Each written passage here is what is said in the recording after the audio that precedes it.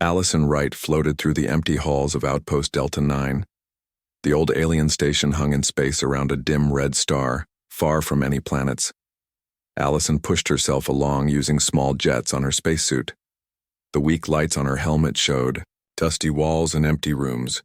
No one had lived in this place for over 50,000 years. Allison worked for Earth Space Corps as a lieutenant and engineer. Her job was to check the station and make maps of its layout. Most people thought this work was boring. All the good stuff had been taken long ago by the Galactic Council. They took anything useful centuries before humans even reached space. Allison didn't mind the quiet work. She liked old places. They had stories to tell if you knew how to listen. Today she was mapping the lowest level of the station. Her boots made soft thumping sounds as she landed on the floor. The gravity was very weak, just enough to keep dust settled. Section 12B looks clear, she said into her radio. Moving to Section 12C. Her voice echoed back to her in the empty hall. The Valiant, her ship, was on the other side of the station. They couldn't hear her right now because of the thick walls. That was fine. She would file her report when she got back. Allison checked her scanner. The small screen showed a simple map of the rooms around her. She had been in this section for 3 hours and found nothing interesting. Just more empty rooms and halls. She sighed and moved toward the next doorway. Then she saw something odd on her scanner. A small dot of light that shouldn't be there. Energy. Very faint, but definitely there. That can't be right, she whispered. The station had no power. It had been dead for thousands of years. Yet her scanner showed energy coming from behind a wall where no door was marked on her map. Allison moved closer to the wall. She ran her gloved hand over the surface. It looked like all the other walls made of some dark metal the aliens had used, but when she knocked on it, it made a different sound than the walls around it. Hollow, she said to herself. There's a room behind here. She pulled out her tools and began to check the wall more carefully. After a few minutes, she found small marks that might be a hidden door. She tried pushing and pulling in different spots. Nothing happened. Come on, she said. Give up your secrets.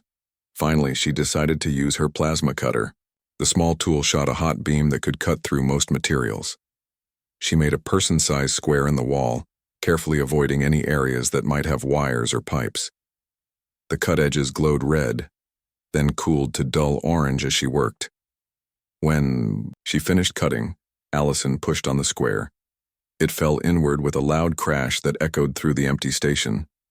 Dust filled the air, dancing in the beam of her helmet light. She waited for it to settle, then shined her light into the opening. Wow, she breathed. Beyond the cut door was a room unlike any other she had seen on the station. While most rooms were empty boxes, this one was full of tables and equipment. Strange machines lined the walls, things that looked like tools hung from racks, and in the center of the room sat a large object. Allison stepped through the opening, carefully. Her scanner showed the energy reading was coming from the object in the center. It was shaped like a long box or maybe a coffin. It stood on a platform about waist high. The surface was covered with small lights, most of them dark, but a few glowed with faint blue light. As she got closer, she could see the object was badly damaged. Parts of it were cracked or broken off completely. Wires and strange crystal pieces stuck out from the broken areas. But even damaged, it was beautiful. The surface had patterns that seemed to shift as she looked at them. What were you? She wondered aloud, moving around the object to see it from all sides. This was a major find. No one had found working technology in one of these old stations before. Allison should call it in right away. Her captain needed to know. The science team would want to study it. This could be important. But something made her pause. A feeling she couldn't explain. Like the object was calling to her somehow, asking for help. Allison took out her personal data pad and began taking pictures and notes. She would report this, but first she wanted to understand what she was looking at. The engineer in her couldn't resist a puzzle. She carefully touched one of the unbroken panels on the object. It felt warm, which surprised her. Nothing in this cold station should be warm. As her fingers traced the patterns on the surface, one of the dim lights brightened slightly. Allison pulled her hand back quickly. Had she done that? She looked at her scanner again. The energy reading was stronger now. I should really call this in, she said to herself, but she didn't reach for her radio. Instead, she pulled out more tools from her belt pouch. With delicate movements, she began examining the broken parts of the object. Some of the damage looked like it had been done on purpose, like someone had tried to destroy it. Why would they lock you away and try to break you? She asked the silent object. Hours passed as Allison worked. She forgot about filing her report. She forgot about mapping the rest of the section. All that mattered was understanding this strange thing. She found patterns in the circuitry. The crystal pieces seemed to be some kind of power storage. The more she studied it, the more she began to understand how it worked. It was like nothing humans had built, but the principles seemed familiar somehow. I could fix you, she whispered, surprised at her own words. The light on the object pulsed once as if in response. Allison's radio crackled suddenly, making her jump. Lieutenant Wright, report your status. It was Captain Donovan's voice. You've been out of contact for 5 hours. Allison blinked in surprise. Had it really been that long? Sorry, Captain, she replied quickly. I got caught up exploring. Everything's fine, just finishing up now. She looked at the object one more time. She should tell them about it, but the words wouldn't come. Heading back to the ship soon, she added. Good. Don't make me send a search party, right? No need for that, sir. Right out. Allison turned off her radio. She looked at the strange, coffin-like object again. Something about it felt important, special, like it had been waiting for her. She gathered her tools and stepped back toward the door she had cut. At the last moment, she turned back. I'll come back, she promised quietly. I'll help you.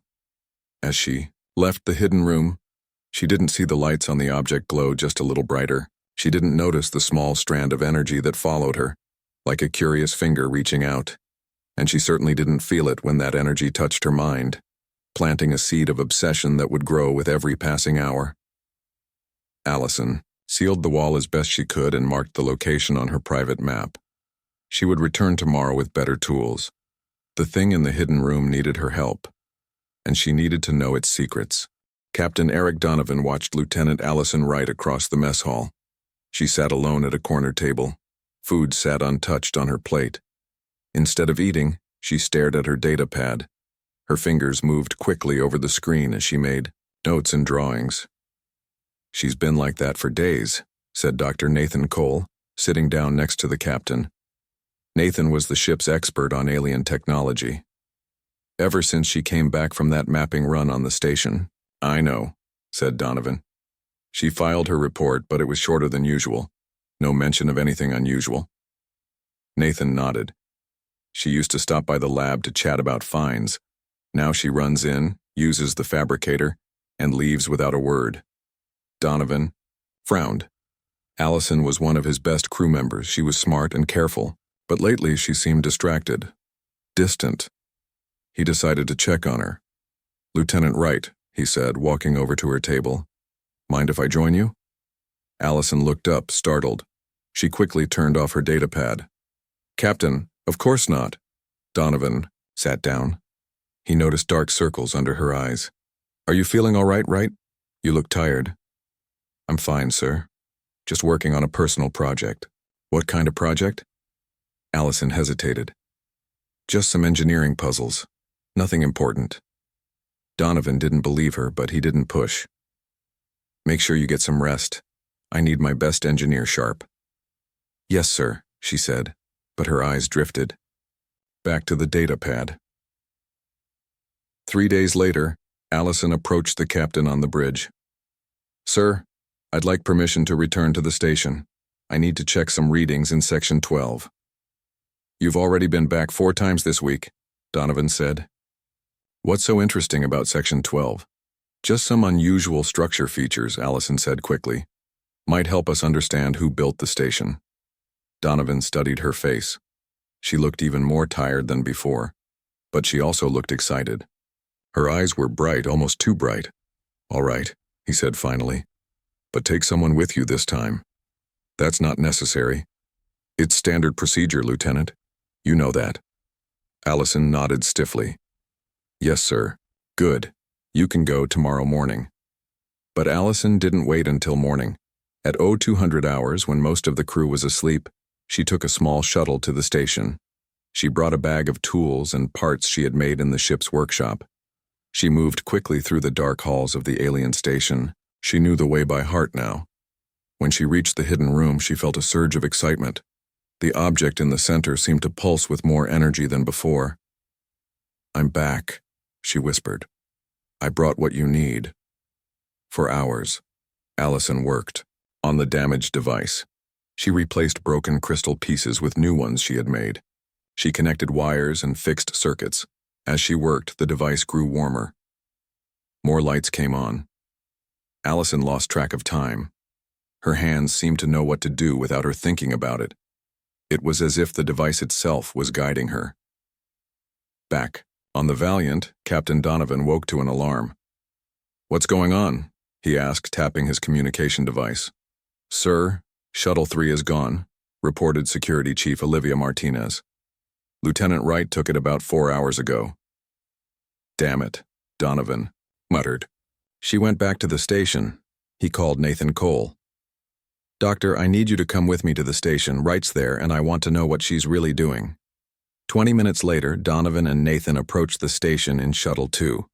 They saw the other shuttle docked at the main entrance. She's definitely here, said Nathan. But why the secrecy? That's what we're going to find out, said Donovan. They entered the station and followed Allison's tracker signal. It led them deep into the station, to a part that wasn't on their maps. This is Section 12C, said Nathan, looking at his scanner. But there's nothing in the reports about this area. They came to a wall with a person-sized hole cut in it. Light spilled out from the room beyond. Strange humming sounds came from inside. Donovan and Nathan looked at each other. The captain pulled out his stun gun. Nathan did the same.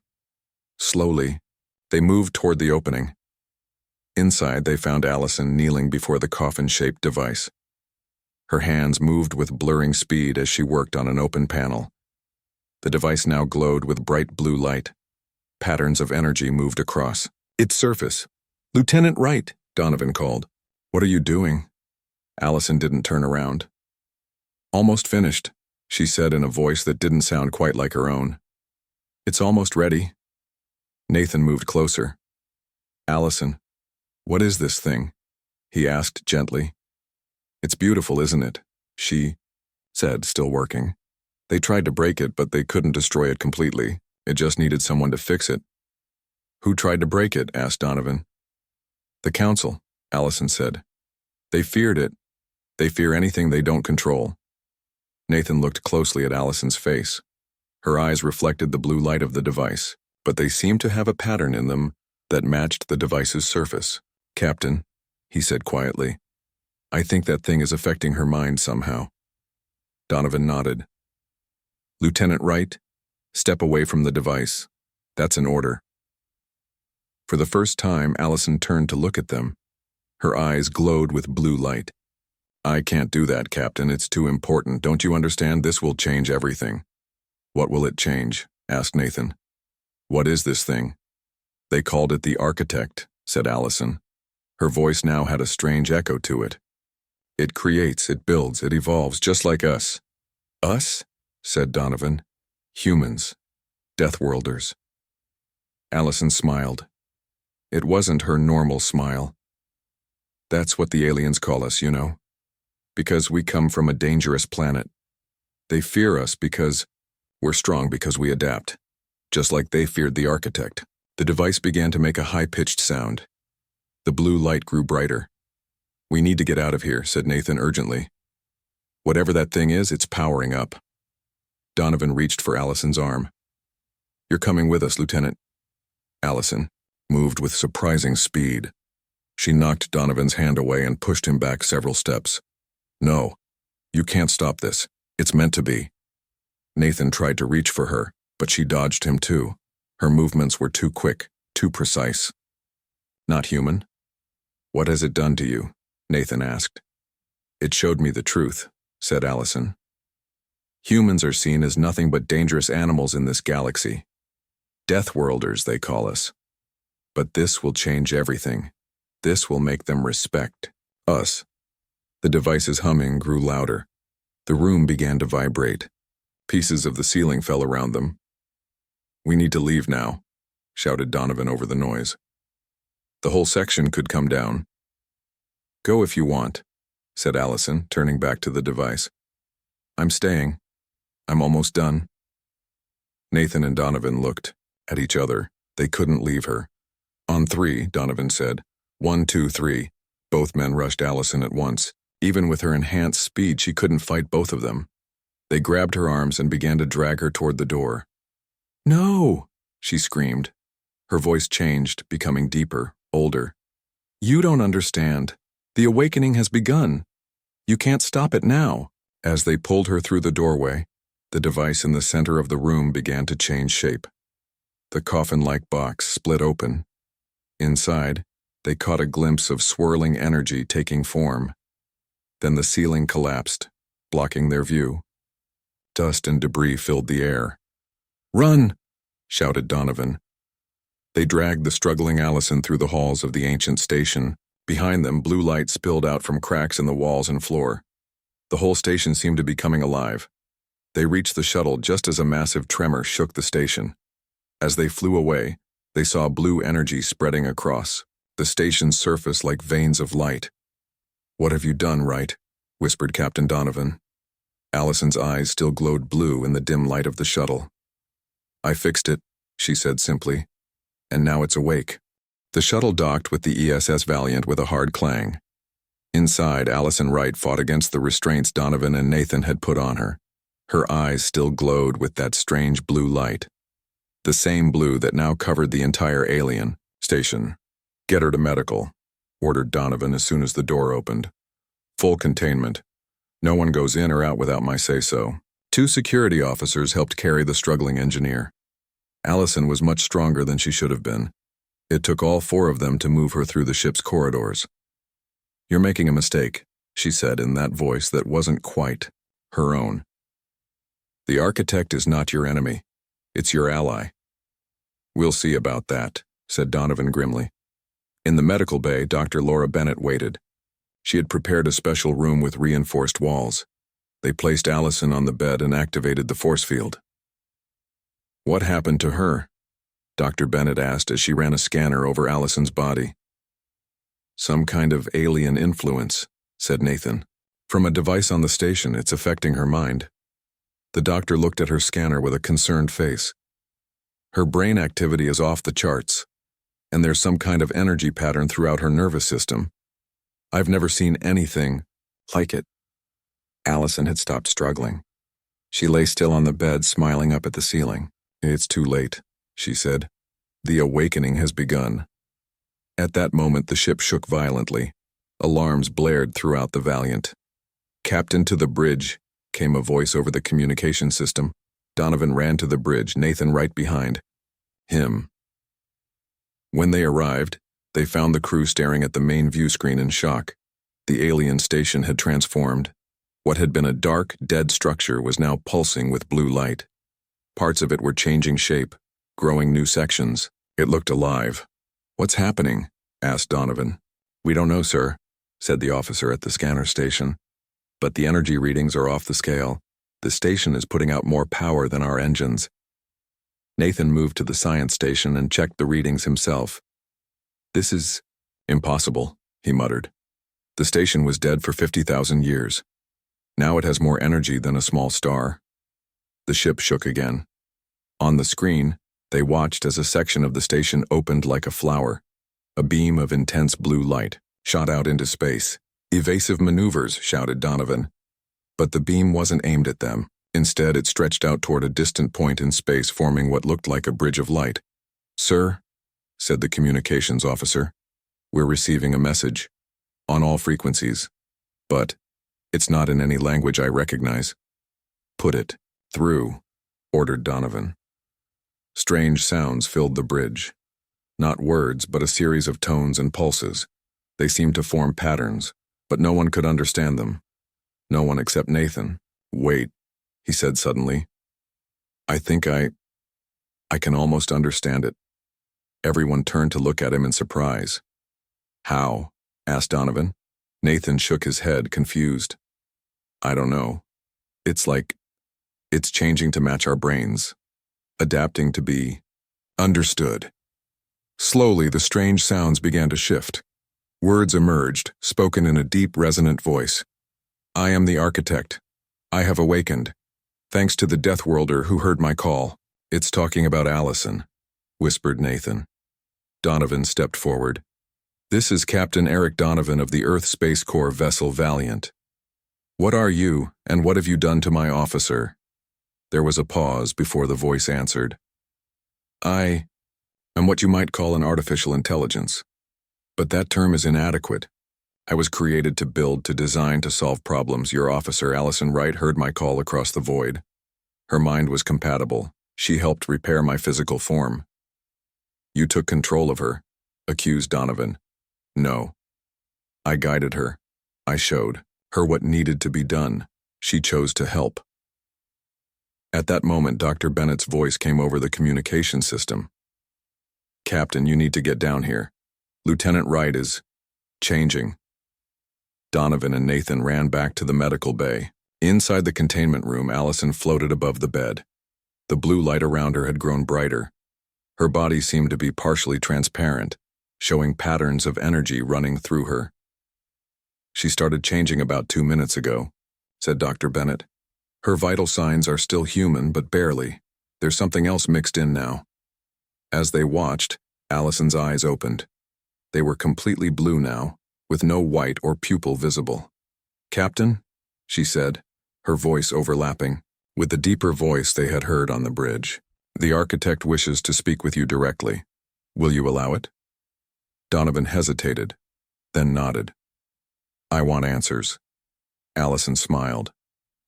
Then lower the force field. I will take you to it. That's not happening, said Donovan. Whatever it is, it can talk to me from there. Very well. Allison floated back down to the bed. The architect was created over 50,000 years ago by a species you haven't met yet. They built it to solve problems, to create new technologies. But it grew beyond their expectations. It became dangerous, said Nathan. No, it became too successful. The Galactic Council feared what it created. The Council prefers control over progress. They ordered it destroyed. But it wasn't destroyed, said Donovan. It was imprisoned in that station. Allison nodded. Yes. Its creators couldn't bring themselves to destroy it completely, so they damaged it and sealed it away, hoping it would never be found. But they underestimated how adaptable it was. It went dormant, sending out a faint signal, waiting for a compatible mind to find it. And that mind was yours, said Dr. Bennett. Yes. Humans are well suited to understand the architect. We are feared for similar reasons. The Council calls us Deathworlders because we evolved on a dangerous planet. They think that makes us violent and unpredictable. The ship shook again, harder this time. Donovan's communication device activated. Captain, multiple ships just appeared near the station. They're Galactic Council vessels. They're hailing us. I'll be right there, Donovan replied. He looked at Allison. Stay here. Where would I go? She asked with a smile that wasn't quite human. Back on the bridge, the view screen showed 5 large alien ships surrounding the transformed station. They were sleek and silver, clearly built for war. Open a channel, ordered Donovan. The face that appeared on the screen was alien. It had purple skin and 4 eyes arranged in a diamond pattern. Human vessel, it said in a translated voice. This is Admiral Zara Vex of the Galactic Council Security Fleet. You have activated a dangerous weapon. Withdraw immediately. We are going to destroy that station and everything on it. Admiral Vex, said Donovan calmly. We didn't activate anything. We were surveying the station when something inside it woke up. That something is a Class 1 prohibited technology, said Vex. It poses a threat to the entire galaxy. Move your ship or be destroyed with it.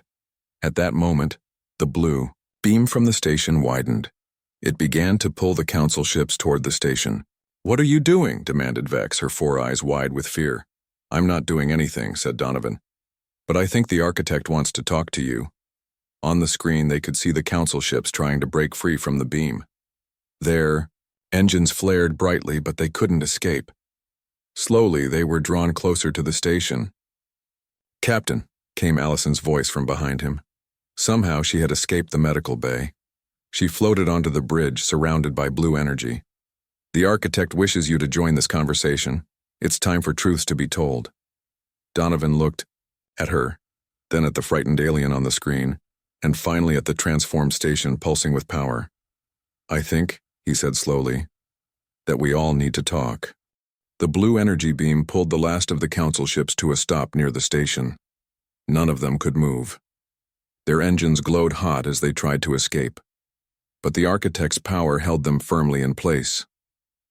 On the bridge of the Valiant, Captain Donovan stood facing Admiral Vex on the view screen.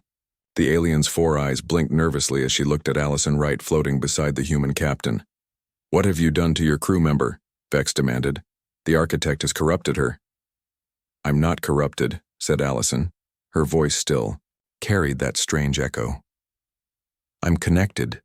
The architect is sharing its knowledge with me." "Captain Donovan," said Vex urgently, "that entity is dangerous. It was created as a weapon-making system. It will destroy us all if given the chance." "Is that true?" Donovan asked, turning to Allison. The glowing woman shook her head. "No. The architect was not made to create weapons. It was made to create solutions. Technology to help its creators advance. The Council is lying, as they have for 50,000 years." "Nonsense," shouted Vex. "We have historical records." "Records you altered," interrupted Allison. "The architect has its own records, saved within its core memory. It can show us the truth." Before anyone could respond, the view screen changed. Instead of Vex's face, they saw images from long ago. Alien beings with 6 limbs worked in a large laboratory. In the center was a small version of the device Allison had found. "These are the neurons," explained Allison. "They created the architect to help them solve problems. Their world faced many challenges: climate change, resource depletion, disease. The architect helped them overcome these problems one by one." The images showed beautiful cities rising from barren land, plants growing in deserts, sick aliens becoming healthy again. "The neurons shared the architect's inventions with other worlds," continued Allison. "They helped many species advance. But this worried the Galactic Council. The images shifted to show a group of different aliens sitting around a large table. They looked angry. "The Council preferred slow, controlled advancement," said Allison. "They feared rapid change. They especially feared that less advanced species might gain technology that would let them challenge the Council's power." "This is propaganda," shouted Vex, whose face now appeared in a corner of the screen. "The architect is manipulating these images." "Am I?" The deep voice of the architect spoke directly now. "Let me show you something from your own secure archives, Admiral. Something your crew members don't have clearance to see." The screen changed again. Now they saw a meeting room with council members, including aliens that looked like Vex's species. "We cannot allow the neurons to continue sharing this technology," said one alien. "Especially not with the Deathworld species. Imagine if the humans had access to this level of advancement. With their aggressive nature, they would be uncontrollable within a century." "But the architect has done no harm," said another council member. "It has only created beneficial technologies." "For now," said the first alien. "But it learns and adapts. It will eventually create weapons if asked. We must act before that happens." The images stopped. Vex's face looked pale, even for her purple skin. "That meeting took place 49,800 years ago," said the architect through Allison. "Shortly after, Council forces attacked the Naran homeworld. They destroyed the planet and blamed it on a malfunction in one of my creations. They claimed I had gone rogue and created a planet-killing weapon. That's the official history," said Nathan quietly. "It's in the Council records we've been allowed to see." It was a lie, said Allison. The Council destroyed the Narons to keep control of technological advancement in the galaxy. Then they damaged the architect and sealed it away, telling everyone it was too dangerous to destroy completely. Donovan looked at Vex on the screen. Is this true, Admiral? The alien didn't answer right away. When she did, her voice was quiet. I don't know. These events happened long before I was born. I was taught the same history as everyone else. But you said the architect was a weapon, pressed Donovan. That's what I was told, snapped Vex. All Council officers are taught that the architect is the most dangerous weapon ever created. Because that keeps everyone afraid, said Allison. Fear is a powerful tool for control. Vex looked troubled. Even if what you say is true, the architect is still dangerous. Its technology is too advanced. It would upset the balance of power in the galaxy. Balance? Asked Nathan. Or Council dominance? The ship's communication system beeped. Captain, said the officer at the communication station. We're getting calls from our other ships. Word is spreading about what's happening here. And we're also getting signals from dozens of species across the galaxy. The architect is broadcasting this conversation everywhere. What? Gasped Vex. You can't do that. This is a Council security matter. All species deserve to know the truth, said the architect through Allison. For too long, the Council has controlled information and technology. They have kept Deathworld species like humans from advancing too quickly. They fear you. They fear us? Asked Donovan, surprised. Yes, said Allison. Humans evolved on a harsh world. You adapted to survive difficult conditions. This makes you stronger, more creative, more determined than species from safer worlds. The Council believes this makes you dangerous. Just like they thought the architect was dangerous, said Nathan, understanding now. Exactly, said Allison. We are kindred spirits, both feared for our potential. Donovan turned back to Vex. Admiral, I think we need to reconsider everything. We thought we knew about the architect. The alien commander looked at her own crew, who were watching her with confused expressions. Some were whispering to each other. The Council's story was falling apart. Perhaps, Vex said carefully, there is more to this situation than I was told. At that moment, one of the Council ships fired a weapon at the station. The beam of energy shot toward the transformed structure. No, shouted Vex. I gave no order. To fire. The energy beam hit a shield of blue light around the station and disappeared. Then the blue energy holding the Council ships tightened. All except Vex's ship were pulled closer to the station. Who ordered that attack? Demanded Donovan. Vex looked to the side, speaking to someone off screen. Her expression grew dark. High Command, she said. They're monitoring this broadcast. They ordered my fleet to destroy the station at all costs. And now all species in the galaxy know it, said Allison. They know the Council tried to destroy the architect rather than let the truth be known. The view screen split into many smaller screens, showing aliens of all kinds watching and reacting to what was happening. Council worlds were in uproar. Non-Council species were demanding answers. What happens now? Asked Donovan. Allison smiled. Her eyes still glowed blue, but her expression was kind. Now we talk. The architect doesn't want revenge. It wants to continue its original purpose, creating technology to help all species advance, but this time, without the Council controlling who gets what. That would change everything, said Nathan. Yes, agreed Allison. And isn't it time for a change? Donovan looked at Vex on the screen. The Admiral looked defeated. I think, said Donovan slowly, that all of us have a lot to learn about what's really been happening in this galaxy. And maybe, just maybe, a Deathworlder and a forgotten weapon are exactly what we needed to bring the truth to light. 3 days passed. The area around Outpost Delta 9 was now filled with ships from all over the galaxy. Some were Council vessels, but many more came from independent worlds. Everyone wanted to see the architect and learn the truth for themselves.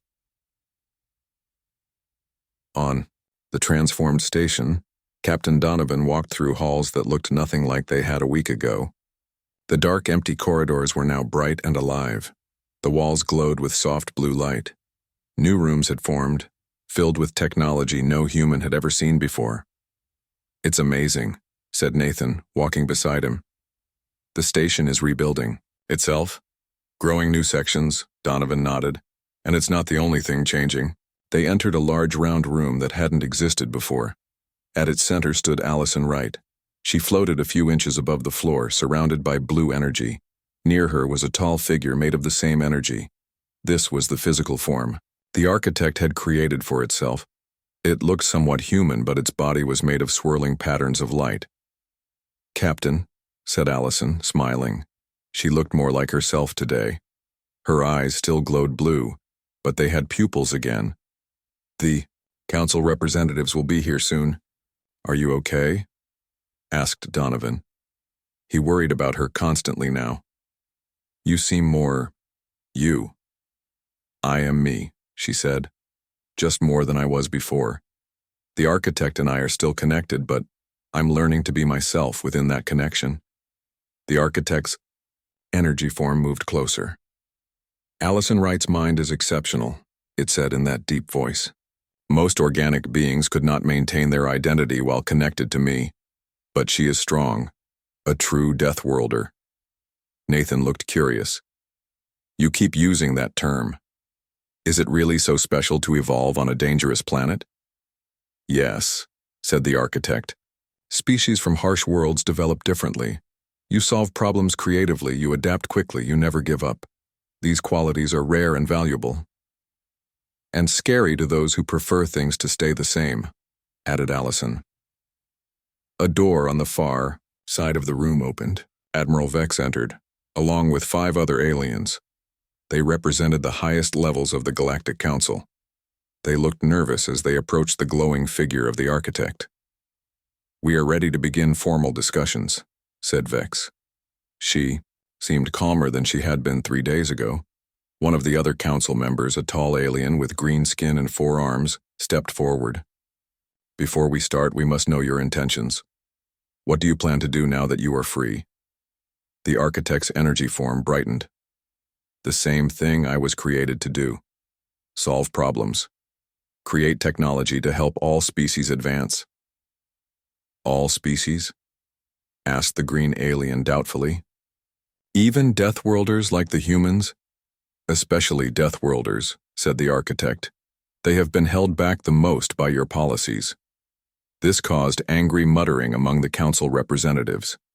The green alien spoke again.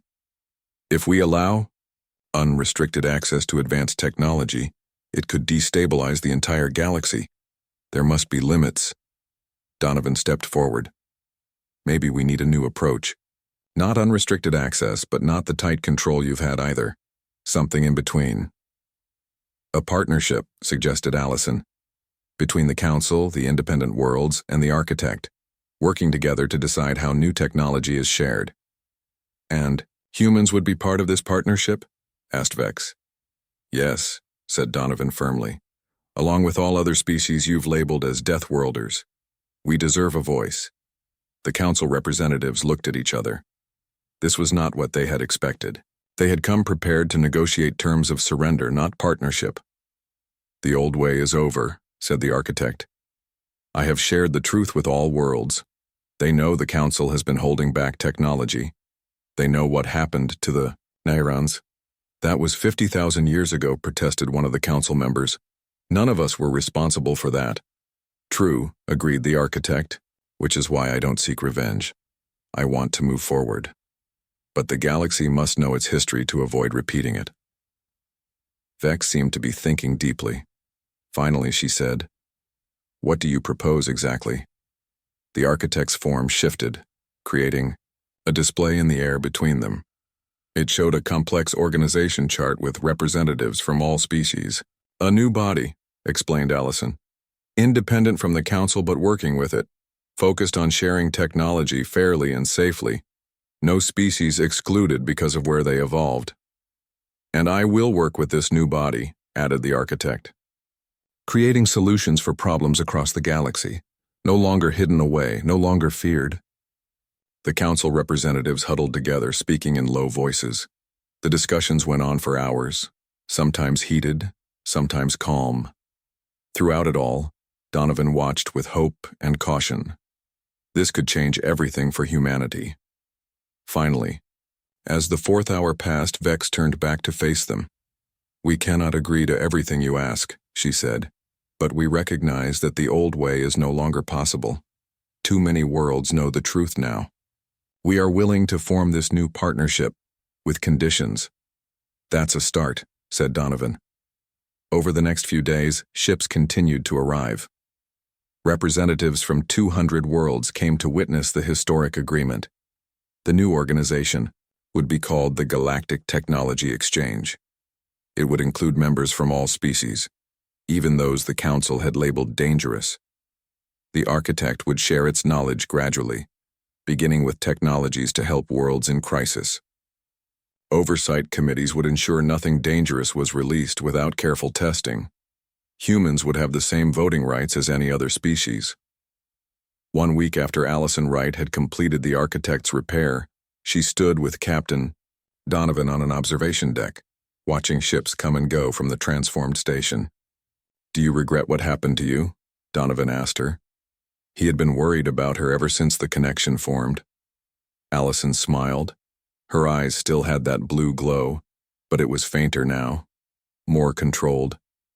"No, I'm still me, just more.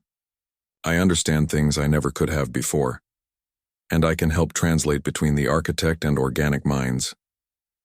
"You're changing," said Donovan. "All of us are. The whole galaxy is." "Yes," she agreed. "But isn't that what life is about? Growing, adapting, becoming more than we were? That's what Deathworlders do best." Below them, in a new grand hall, representatives of 100 species signed the first draft of the Technology Exchange Charter. It wasn't perfect. There would be challenges ahead. Some in the Council still feared change. Some independent worlds wanted technology without restrictions. But it was a beginning. A new alliance that might, in time, reshape the galaxy. "They called us Deathworlders like it was something to be ashamed of," said Allison softly. "But being from a harsh world gave us the strength to change things, the compassion to recognize another survivor when we found one. Maybe that's the real power of humanity. Not just that we can endure hardship, but that hardship teaches us to recognize a kindred spirit, even when it's alien to us." Donovan nodded, watching the stars beyond the station. Humanity's place in the galaxy had forever changed because one engineer had heard a call across the void and chosen to answer it. "To new beginnings," he said. Allison's eyes flashed blue as she smiled. "And to the adventures that await us."